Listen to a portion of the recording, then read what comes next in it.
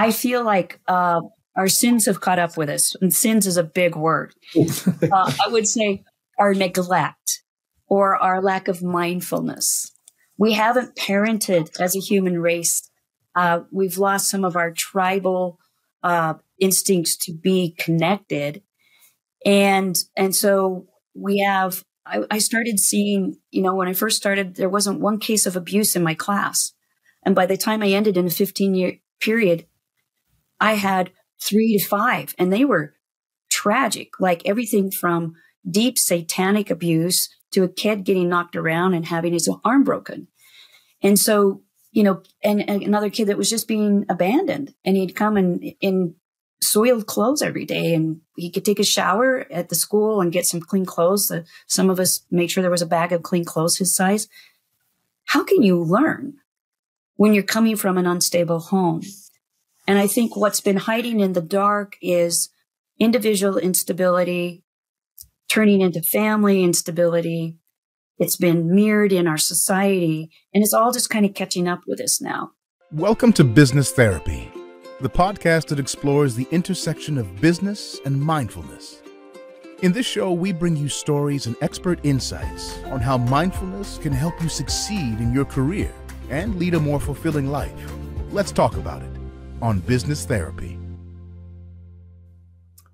Hello, everyone. Welcome back to Business Therapy. This is episode 74. I'm your host, Sam Drawshak, and your co-host, Jonathan Adams, is here also. Hey, everyone. And today we're delighted to welcome Lyn Christian to the show. Lyn, welcome to the show. Thank you. It's good to see you guys. Absolutely. Today we're going to have a conversation about intuition with Lyn, especially as it relates to her coaching methodologies, her coaching practice. But before we jump in, Lyn, I'd love for you to give our audience just a little bit of background on yourself and what brings you to the show today. Yes, so I'm a master certified coach from the International Coach Federation. I have a history of being a school teacher. I did that for 15 years. And then I became an educational consultant. Then I became a writer of curriculum at Franklin Covey, project manager at Franklin Covey, and then was asked to be the associate director over a project management innovation center where I did a lot of coaching. All along, I was studying coaching, and then was asked to be the director of innovation for Franklin Covey Coaching. Somewhere along the way, in between those gigs, I had started my own coaching practice. So at one point, I really wanted that to be what I did for a living. So I transitioned to that. I have a background globetrotting a little bit, getting training and certifications. I've been trained in some neuroscience in Australia by Oka and Suzalu. I have been intrigued by this topic of intuition. It's guided my life in distinct ways. I have a TEDx talk sort of about that, talking about the head, heart, and gut brain. I also have a background in studying human performance. And I have a background in reinvention from personal identity on up, be that a career, a life, a relationship. And so is that a good overview? Is that complete? Yeah, that's fantastic. It definitely has me engaged. You have a robust background. It's fantastic. So on the topic of intuition, I would love to start just by hearing the definition from your perspective and maybe a little bit how you integrate it into your life and your coaching in particular. Okay. So I wouldn't be able to be me without it. And I think most of us are like that. Although we may not give credit and credo to that thing that we might call intuition. In my book, and literally I wrote about this in my book, it's about listening to the intimations of the heart, the instincts of the gut, the instincts of the head, putting those together and following this kind of this gold line of truth that runs through us like a plumb line, following that. Despite what's happening around us or what anyone else says, we have all kinds of decisions to make. Do this, don't do this. Add more of this, stray away from that. We have to navigate our lives all the time. And I believe that we all have an intuitive nature. A lot of us are aware of it. Many of us are not. And it falls in different forms for other people. But it's basically inner wisdom, deep identity, acting as a guide to navigate our outside world. Mm-hmm. Fantastic. How would you distinguish that from, or help someone identify that versus all the voices that's swimming in someone's head, or, the pit at the bottom of their stomach, or like you could have a lot of different sensations and a lot of different thoughts. Mm-hmm. Do you have an idea how to pinpoint what the intuition would be? Yes, Jonathan, I think that's a really good question, because who hasn't had all those voices playing in our head, right? And by the age of 8 or 9, most of our beliefs have been hardwired by our society, our family, our friends, the grown-ups in our world. So we might be hearing those voices, and they may be louder than that quiet voice that's inside of us. So when you just said, as a distinction from the voices in our head, notice what you just said, the voices in our head. When you can step back and go, oh, those are the voices in my head. Let me get curious. Whose voices are they? Are they giving me wisdom I can use right now? Or are they should, could, ought, should, coulding and oughting on me? Are they old beliefs? Are they worthy of my attention right now? The other thing, the pit in your stomach. Okay, the pit in your stomach. I have a client that calls it her gut toaster. When the toast pops up, she knows it's a yes or a no. And so we do get those pits in our stomach. We get those butterflies. We get those instincts to move forward or stop. But that's just one brain. Like we now know, neuroscience has told us we have functional brains, not only in our head, but also in our heart and in our gut. And they're comprised of these complex neural networks. Well, that's the neural network in your enteric system that's giving you some information. But without looking at other parts of you, that's just one signal. So sometimes we just listen to our head. We're like heads on a stick. We're just cut off from the neck down, trying to follow what our head says. And there are good reasons why we do that. Or we get that gut instinct and we're not quite sure what it means. And maybe that's because we haven't learned the language of what the gut brain tells us. Or we haven't learned, okay, when that happens, what else do I listen to? Put that in conjunction. It's like bringing in the GPS, where are those coordinates coming from that then give you the direction? And usually it's going to come from more than one place. It's going to come from a place of alignment and intuition. So Sam, back to your question, maybe intuition is an integration of information, data points that are coming to us from various places. Yeah. So, sorry, I just want to follow up. So when a thought has alignment between a thought you have in your head and how it feels in your body, is that approximating something that would be more intuition as opposed to I should feel this way about X? Yes, in a very cursory way, yes. However, some people will feel things on their skin. I have a client in Manhattan, always felt things on the back of his neck. The hair on the back of his neck would poke up. I have another client here in Salt Lake where he's a wealth manager. His feet get heavy. So yes, to your question, and there may be certain places. I have a lot of clients who get what they call the chicken skin. Their skin is also acting like maybe a complex system of giving them data. So the more we use our own intuitive sense of things, the better we are at knowing, oh, when my gut does this, my thoughts are doing this. And it's more than thoughts. We're going to get into the prefrontal cortex maybe and talk about how that works. It's not the old voices and the old thoughts. It's usually something that's coming in right away into the prefrontal cortex, into the executive brain. So it's more of an insight, the kind of thing that flies in your head, drops off a nugget of gold, and then flies out. So put that in conjunction with that pit in your stomach, that thing that just occurred to you intellectually or insightfully, and then you have some other thing. Some people hear things. Some people literally are clairvoyant and they can hear messages, or they're clairaudient, they're clairsentient, or they see things. Like all of these different modalities of knowing how you know when you don't know how you know what you know are fairly unique. So there's also a unique element to each person. Does that make sense? Does to me. It makes sense to me too. I have a lot more questions on that mechanically, but before I dive into that, how important, because I know as a master coach, you probably have a lot of modalities and methods that you use and tools with your clients, but how important is this developing or using or identifying the intuition in your overall tool set? Before we focus on that exclusively, I just kind of want to get a sense of what's the playing field. How important is this in the playing field that you use with your clients?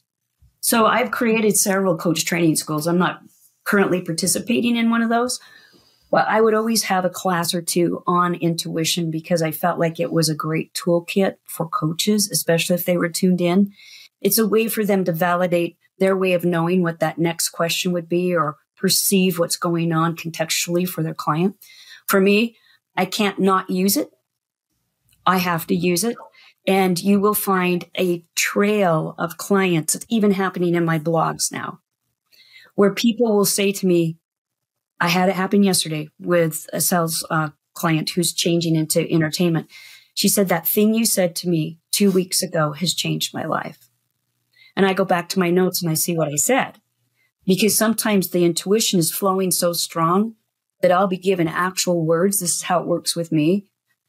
Actual words, a visual, I'll get on the board and draw it on during a call. Something will come to me and I transfer that to the other person and they're like, whoa, I can't believe you saw that, or I can't believe you said that. And so, I get feedback that people I haven't seen for 10 years, 15 years, they'll say that little seed that you planted when you said that thing or that thing happened in our session, that was just what I needed. And I get that now on my blogs. I'll have people write back and say, how did you know that about me? How did you know I needed to hear that? That was just the thing. And so it is such a presence in my practice that I wouldn't know how to dissect it and I wouldn't know how to coach without it. Mm-hmm. Well said. Yeah. And on that point, especially when you start talking about intuition manifesting itself as clairvoyance, other abilities that may not be as widely accepted by, let's say, a more reductionist or scientific community, do you find that that's hard for clients to absorb? Or do you find that people, especially who are spending a lot of time in the head, they have trouble absorbing that message? I guess speak to that aspect of it a little bit. Or how much do you lean in, I guess, past the scientific and into maybe more exploratory concepts in that way? It depends upon the client. Yeah. There was one day when I was feeling so much discomfort in my body, and I just said to the client, I don't know why I have to say this, but I've got to say it because I'm feeling it. You got to get this shit out. I mean, there's something in there you got to get out. I hope I can use that word. Yeah, of course. Okay. She paused and she said, you're right. And in 2 weeks, when I see you again, I'll tell you how I did that. And so we've had other conversations. So I could feel it physically in my body. Like, okay, what does this feel like? Okay, I got to give that to the client. I knew the client could go there. When I see a client that's really in their head, I use language. I meet them where they are. I usually don't even say it's my intuition. I might say, boy, this is a wild thing for me to say because I just keep thinking about it, but I'm going to share it with you. Have you ever thought about this? And I use words if they're in their head. I've been thinking about it. Have you ever thought this? And that's one reason why I studied the neuroscience. I know that someday we will understand how intuition works explicitly. Right now, we have a lot of knowledge and we have a lot more room to learn. But I know it will all be explained scientifically someday. Yeah, I feel the same way about that. And I think creating bridges is actually something we feel very passionate about on this show, which is that we don't want to be so, I guess, the vanguard of so many new and novel and radical sounding things that we lose people's attention. But I think it's very difficult, especially now. For instance, you brought up earlier the idea that the gut and the heart have been acknowledged by the Western scientific community as basically additional brains in the body. But I think even having that validated by scientists, it's hard for us to understand what that actually means. I mean, even now we can sit here and say, well, I feel like I'm thinking with one brain, but there are 3 brains in my body. And I think even that reconciliation process conceptually is difficult for people. Right. And we actually have I'm going to use a Judith Glaser model of the head brain. It actually has 4 components to it. So, if you think about that, okay, so there are 4 up here, 1 here, the gut, the heart has 40,000 neurites. The enteric system starts at the back of your throat and goes all the way to where your back door is that you'd use in the restroom. That has 500 million. In your head brain, we had a female Brazilian scientist find out that we have about 86 million or billion. So we have billions of neurons in the head, thousands, and then millions. And so they don't talk in the same language. And because of that, we're more used to how the neurons are firing in the head brain, right? And so we can validate that because we've studied the brain for so long. But as we understand heart, the Heart Math Institute's doing a lot. Gerber did a lot with the enteric system. We're getting more and more validation. But I have a question for you, Sam and Jon, if you want to. I'm curious, why is this an interesting topic to you guys? You must have a backstory to that. Might not be the same, but I'll start. For me, I think that we know so much more than we think we know. So both we're able to process a lot more information that's coming at us than we realize, or we're processing a lot more information than we realize we're processing. And just in our bodies and our minds, we have a lot more wisdom than we realize.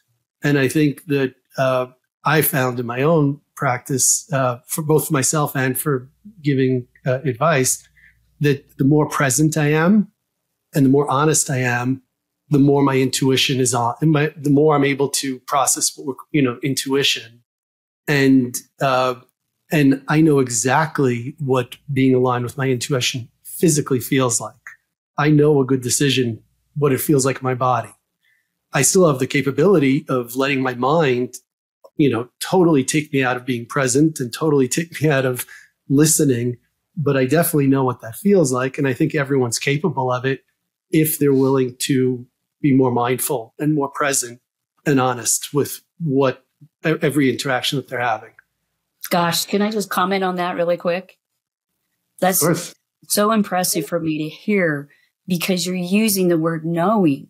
I know it, like you have a clarity and a felt sense of it more than just a hunch or a thought sense.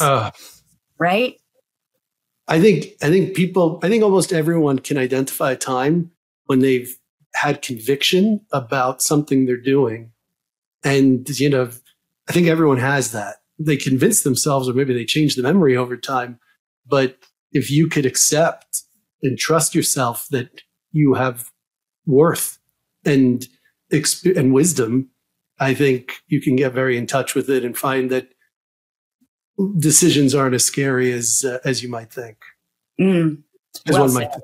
That's so well said. Thank you. I wanted to know that. Yeah. Yeah. And for me, I appreciate the question.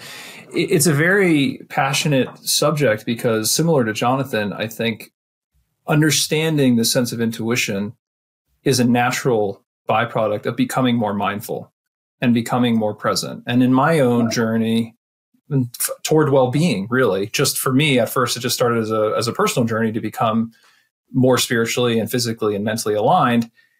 I came to know what intuition felt like just on that path. And it really came from a quieting of the mind so that the body could then speak through. And like you mentioned, I remember in the beginning, there's no way I would have been able to articulate it as eloquently as you did with sort of this plumb line idea and aligning all these entities inside of your body. But I think, I remember distinctly in my late 20s, there was a time where my mind slowed down and I could feel this font of wisdom that was sitting under it that I never really tapped into. It was kind of, you live your life alone in your head and every decision feels like so monumental if you're just using your brain to try to puzzle through it. But really, when anything comes at you in life, if you just pause and let your mind still, your body has a very definite answer to help you act in that moment. And trying to cultivate that and learn how to do it has really made me feel like I have a superpower. And that passion comes from wanting to share that with other people. So I think we get very excited when we meet other people who are evangelizing this idea that intuition is not only so important, but it gives you extra powers. It's made me more productive. It's given me more insight. And I think any way we can help bring that to people so they can feel that, they can understand it, and it's not such a foreign concept, I think the world at large would be a much more conscious place. I agree. Almost like in the Matrix when the time slowed down, and the bullets, I am in a martial art myself as a competitive athlete, and I would do anything to get the opponent and my timings to slow down so I know when to parry or when to riposte or when to flash. It's like, I love what you're saying. It gives you that direction to act in the moment and be more astute, more mindful. Yeah. Well, and like Jonathan mentioned too, the body has so much intake of information around you. And if you just if you just turn your mind off, your body will do a lot of incredible things. And I think we're not trained. There's not a lot of conversations on how to activate that. And like you said, it's not even really a power. It's just we all have it, and it just looks different and it feels different, but it's nonetheless untapped potential, I'd call it. It is. And there are a couple of things. I don't know. I'll put these on the table, and then you guys can decide if you want to go down these directions. One is to talk about the cybernetic loops we can have with people and building trust by using head, heart, and gut. That's one thing we could talk about. The other thing is literally understanding maybe how to communicate with the heart, the head, and the gut separately so that you can activate those more and articulate with them more readily. Those are two things I'll put out. They may not be interesting, but I'll put those out because those are directions we could go to as well. I appreciate the option, but I guess I'm a glutton because let's do both if we possibly could. I'd like to know what the cyber loop concept is, just from a personal curiosity, but then also if you have any coaching techniques that you think within the time we have, you could share about getting more in touch with those entities. I think, maybe Jonathan and I will shut up and you can get as much wisdom as you can out here. I think both are fascinating topics. Okay, so maybe I'll try to, maybe I'll compress them together, and then that way we can take some of the excess off. So let's just imagine with these 40,000 neurites that the heart is a functional brain. And that's when we can validate that with our language, if nothing else. We can look at the neurons firing. We know that more messages are going up to the head brain from the heart and the gut than the head brain going down. So they're constantly getting information and sending it up. We can see that scientifically. The heart is something we've used in our language wherever you've heard, my heart of hearts just won't let me do that. Or I knew in my heart this was the right. So our language is telling, giving a tell that we're using it, whether we know we are or not. The heart has, according to Suzalu and Oka, the heart has some core competencies. So if you think about it, I believe that someday we're going to see the connection between the neurons firing in the heart and the gut with our core values. Especially the heart, what we value, what we sense is important to us, that inner compass. Relationship things, emoting things, connections so values, connections, meaning making on relationships can be part of the heart core competence. So if you want to get to your heart, you might ask questions like, well, what do I value? What am I feeling? If my heart could give me advice, what connections can it make from what I'm hearing and give me the best advice? So we start thinking about the heart in a different way of using questions that spawn a response from our heart and then listening. Because our heart's going to give us either smells, maybe it will give us a picture, a memory, maybe it will give us, maybe it will beat faster. It can talk to us in unique ways, right? So, if I ask you guys a question right now, in your heart of hearts, what's the most important thing you're taking away from today so far? You both have an answer. That's your heart guiding part of that answer. More than thinking it, because I ask a question specifically to activate the heart. And I do this in coaching. I'll activate certain parts of the client to help them hear these different parts talking. The gut, there was a time when we were forming in our mother's womb where this tube that would eventually become the enteric system had formed to a certain degree. And then it sort of took over for the heart and the brain to start to form. So there's a piece of deep identity that was there before our head brain and our heart brain were forming. And on a cellular level. So there's a part of deep identity in there. So sometimes if we ask, well, what's the deepest, wisest part of me going to say about this? That's your gut. Your gut will speak. It will respond to that. If we ask, what's your motivation? What's your why? We know the practicality of that in business. Are you going to take action or not take action? What's your courage level? That's your gut activating. And so when we ask those questions, like if I ask you guys, why did you start this podcast? You're going to give me a gut response. Your heart might get a little bit involved because there may be a part of emotion and relating and connection to other people, because I hear how you treat your audience, and you have respect for them, and you're trying to think of them when you record these. So your gut and heart might be talking in tandem there.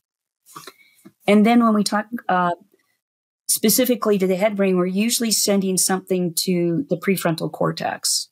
So that's where imagination is, visioning the future. Our best problem solving is there. So I might ask a question that's innovative, that is curious, that prompts the prefrontal cortex, because the neocortex has a job of analysis and knowledge and bringing in data.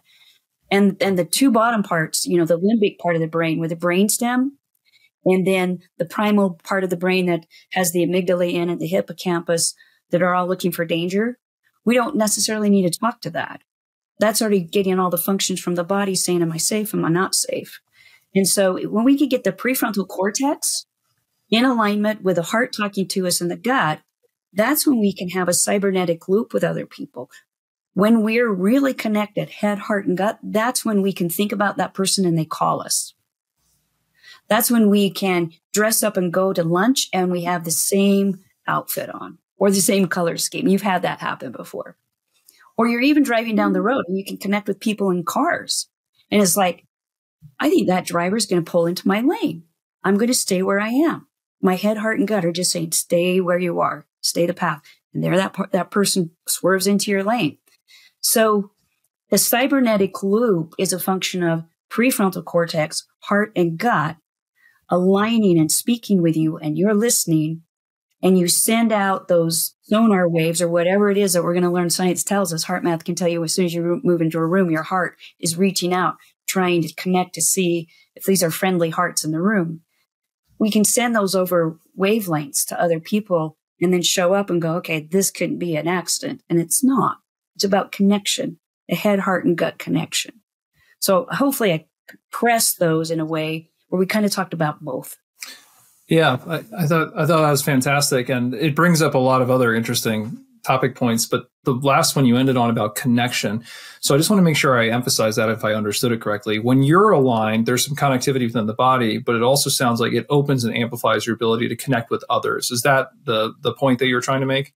Sam, so much so that now you've started to understand why some people, where our attachment style, when we can be around other people that really are aligned and connected with self, attached with other people, we can be really secure and build a lot of trust in that relationship. So much so that we're starting to follow a similar vibe, if you will, on some level. We'll still be individuals, but there's an interdependence and a connectedness that's very healthy.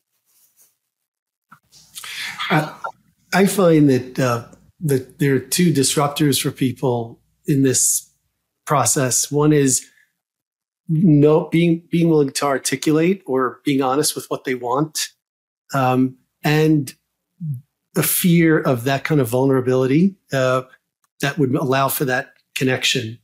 So to the extent you agree with that, do you have advice on how people can get past that to be more connected? Yeah, say more on that. I'm really curious because this question seems to have come from a knowledgeable and a deeper place for you. So give me a little bit more to hear about what your inquiry is really wanting to reach in and touch. So if I find someone, you gave the example of someone who needed to get something out. So you could sense that somebody's energy is blocked or that there's some sort of disruption occurring. And so that instinct to release it or help release it, generally will then help move to the next level of conversation for them and for you. And I find that sometimes what's making that stuck, if I'm speaking to somebody or even, if I'm in a dialogue, is I for whatever reason, I don't feel I'm justified in wanting what I want, or being honest about it. or it's that I'm for some reason I'm putting up some wall because I don't want to be honest with, something that I'd be vulnerable about. Sure. So maybe I'm making some generalization, but because I value so much that alignment and being able to connect with someone's energy, I'm always, I don't want to say studying, but noting or observing when something's disrupting that ability. Yeah. And so are you asking, what do we do about the disruption? Like, so in other words, you're saying like how you could be aligned, but if someone's trying to engage in this practice and develop their intuition or identify it, I'm just noting some possible disruptors to it. And to the extent you agree, how would you coach someone? So the first thing I would do is I'd want to know how their digestive system is. Like 100% of the time, if you can't get the gut sense or something's blocking you there, it's because you have gut problems. Fair enough. And so I might go into, well, what's your diet? I'm a great supporter of the Whole30 as a beginning to clean out the system and then start putting things back so you can understand what disrupts you from being your best self. And there's so much that we consume in a diet that disrupts us from being our best self that it's almost unimaginable until you study it. So diet could be one thing. The environment, we are so sensitive to our environment more than we know. Gallup brought this up in their Standout and Strength Finder research, right? Marcus Buckingham concurs that whatever is in our environment will influence how we express our strengths. And if it's safe to show up and we feel secure, we can be big and bold. We can be our best self. And if it's not, we'll hedge because we have that limbic brain, that primitive brain that's saying, not safe. Don't show up too big. You could be smashed here. So being aware of the environment, that includes people, that includes systems, that includes the room you're in, the air you're breathing, the lighting that you have. So those are just a couple of things that I'm thinking of that I'm glad you brought this up because there's so many ways we can trip ourselves up or be tripped up to not be able to get the signals clear. Stress, injury, all those things can cloud it, right? That's perfect. Actually, that's very helpful for me personally, actually. So thank you. Yeah. Yeah. And I might take it up to just to ask you a broader question on this idea of lack of alignment and how at least in our experience, a lot of people are experiencing it. Do you feel like there's anything systemic or culturally that's, I guess, severing people from their intuition and kind of, because this is becoming almost, systemic. So I just wanted to see if you had an opinion, especially from your coaching work and your perspective. I do. I feel like, and I saw this occurring way back when I was a school teacher. I saw it coming and it helped me exit education as a profession. I feel like our sins have caught up with us, and sins is a big word. I would say our neglect or our lack of mindfulness. We haven't parented as a human race. We've lost some of our tribal instincts to be connected. And so we have, I started seeing, when I first started, there wasn't one case of abuse in my class. And by the time I ended in a 15-year period, I had 3 to 5, and they were tragic, like everything from deep satanic abuse to a kid getting knocked around and having his arm broken. And so, and another kid that was just being abandoned, and he'd come in soiled clothes every day, and he could take a shower at the school and get some clean clothes. Some of us made sure there was a bag of clean clothes his size. How can you learn when you're coming from an unstable home? And I think what's been hiding in the dark is individual instability, turning into family instability. It's been mirrored in our society, and it's all just kind of catching up with us now. And we're really getting a chance to see it blatantly and to ask ourselves some tough questions. Is love more important? Is connection more important? Or is hatred and divisiveness, is that more important? I mean, we're really getting called on our shit and asked, what are you going to find it out? Are you going to figure it out? Because if not, we're expendable on this planet. Human beings don't have to be here, Yeah. And also this concept you keep coming back to, which for me at least, I think is so critical, is this idea of connectedness and the importance of, we talk about intuition as a way to almost unlock the door to even connect with other people in an authentic and a more robust way than probably a lot of us are used to. But, to me, and I'd be interested to hear your take on the importance of just understanding that connectivity and this awareness that we might not actually be connecting with people in a very authentic or meaningful way these days. Because I find that people, if they can actually understand the difference, that I'm like tongue-tied because connectivity or connecting with another human being, there's so much in that word that can't be expressed in a simple word in the context that we're using it here. Yeah.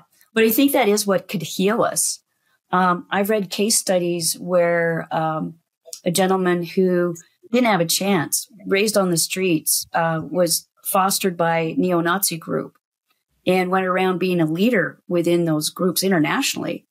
And then one day he has a person of color that he feels like he can beat up on, and he's starting to beat up on that guy, and he looks into his eyes and there is a connection.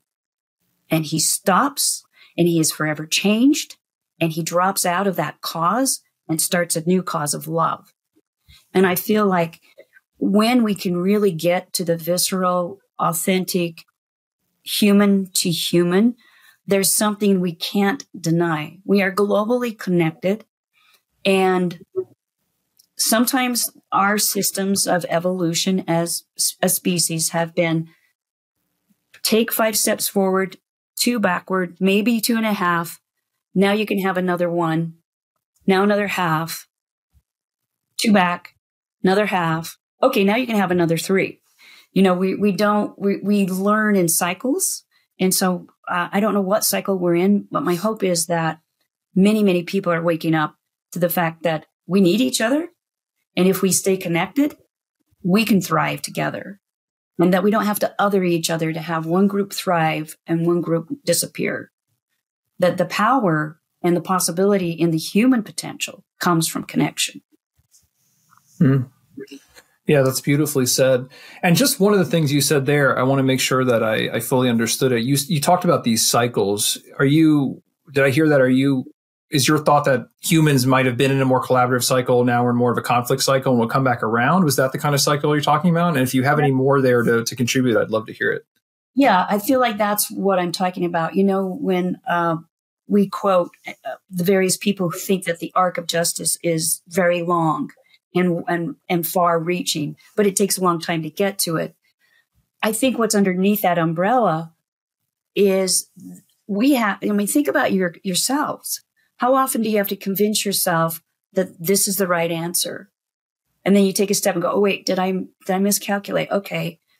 So sometimes we have to experiment ourselves into what our right answer is or what kind of life works for us. Well, we have to do that as a human race. Does this really work? We put this issue out there and our governments decide on it. Well, how's it going? A lot of us don't like it. Okay. Are we willing to spit it out and try something new? Okay. Was that? Oh, we like it. Okay. Let's move forward. So we learn like children through experimentation and cycles. And sometimes we have to digress a little bit and, get in there and hold ourselves for a moment. And then we're ready to grow again, because sometimes growth is scary and we get out there and our nose is on the tip of the sword and this is new territory. And maybe we have to hustle back a little bit and then bring more people with us the next time. Maybe there's the shaft of the spear coming. So there is a cyclical, what I observe, there's cycles and evolutions and progressions. And then we falter back and then we go forward. But maybe we don't go all the way back, because sometimes once the genie's out of the bottle, it's hard to put it back in, Yeah, I'll just go back to quickly what you said about the gut before. So my son, he had certain behavioral issues, and rather than go through all the different possible ways of approaching it, in addition, maybe, we changed his diet and it addressed it completely. Because there were certain foods that were causing certain things, and changed the diet and it went away. So I'm not saying that that's the panacea completely, but I just want to validate further, to people listening that there are, in addition to how our perspective physically, what we're doing definitely helps with the alignment. Sorry, I didn't mean to take away from the. No, it's exactly right. I can tell you when I've eaten some chips. I can tell you when I've eaten sugar, and I'm like, well, I'm a little depressed. Oh yeah, I decided to have cake and ice cream last night. Okay, I'm paying the price. All right, I decided to have that glass of wine. Okay, it's one of those things where if you understand your own cause and effect, then you make more informed decisions. And I'm not saying that you don't ever have those treats or those things that you love. You just simply know, oh yeah, this always happens when I have red wine. That's why I'm feeling and thinking this way. Okay, cool. 100%. And in terms of the last comment, just about, learning, I do think that from a very early stage, if not the earliest stage, we know the way we should be, like on some level. I think there's a lot of training and a lot of the system that we're put into that then takes us away from that. And then you have to kind of get back to it. So maybe some of the learning process is learning how to incorporate information, but the more present we are, the more aware we could be of what is a healthy way, forward.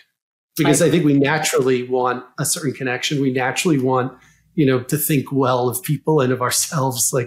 So it has to be conditioning to think that we're bad people or other people are bad people or whatever it is. So.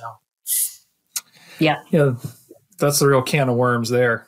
Why do we? It's a very fascinating topic. It's one I could talk about every episode, but we talked about it earlier. What are some of the overarching things? And a lot of, look at the culture in the West of cultivating hyper autonomy and sort of individualism and this individual strength and individual identity. In a way, it's the antithesis of the whole open-hearted connectedness we've been talking about in the show. And the same, and I believe what Lyn, you're saying is so essential to human connectivity and just essential wisdom, really. Yeah. I'm just going to nod my head.